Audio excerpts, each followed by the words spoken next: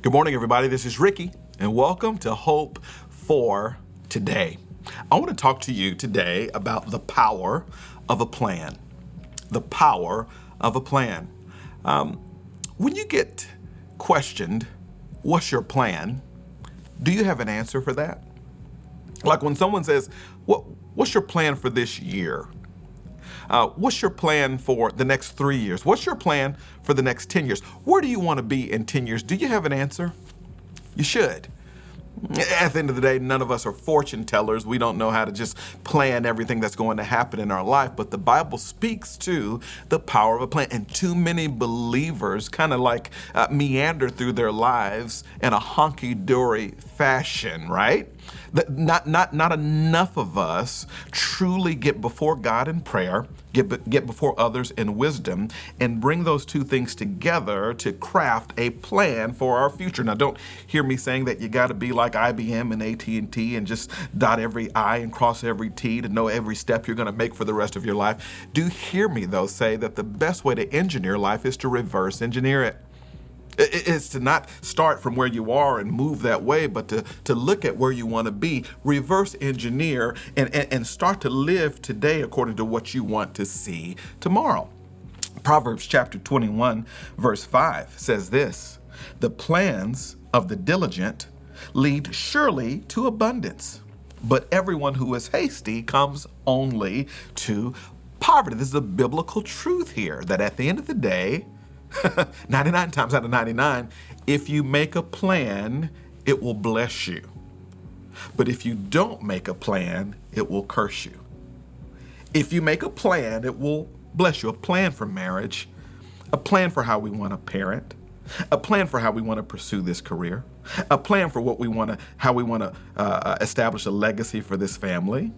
The Bible says that will more than likely lead to abundance, whereas having no plan will likely take away from your life. And so my point is this: what does it look like for you if you don't have a plan? If you don't have an answer to that question, what's your plan? What does it look like for you to spend some time this summer just getting before God and saying, God, what do you want to see in me? Because our plan starts with God's design and destiny for our lives.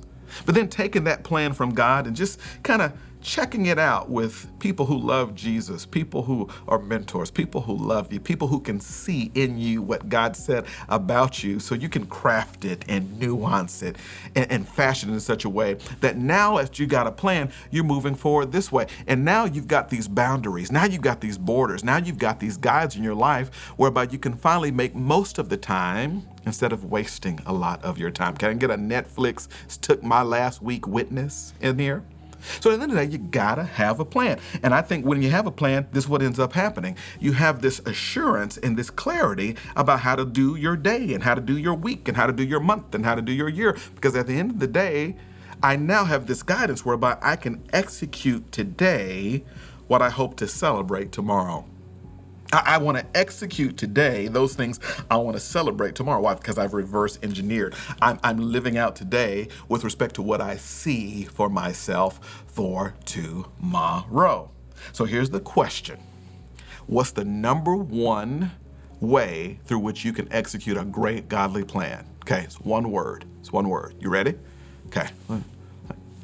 Pull it in close. Okay, you got me close. Okay, here we go. Here it is. It's one word that's going to help you. No!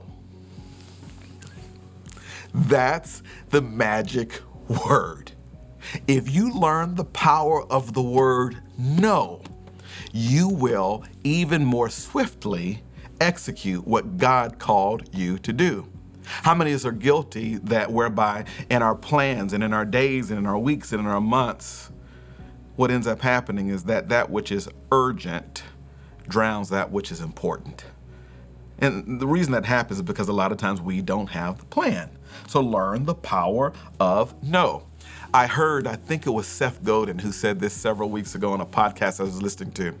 He was saying he doesn't commit to anything someone wants him to do next year that he wouldn't be excited about doing tomorrow. And I thought that was brilliant. Don't commit to doing something 6 months from now that you wouldn't be excited about doing 6 minutes from now. In other words, he's learned the power of no. This is the power of a plan And I pray that when you get that question, what's your plan, that you have spent time with God.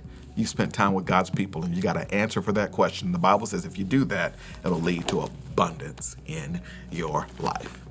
That's hope for today. I'll see you next time.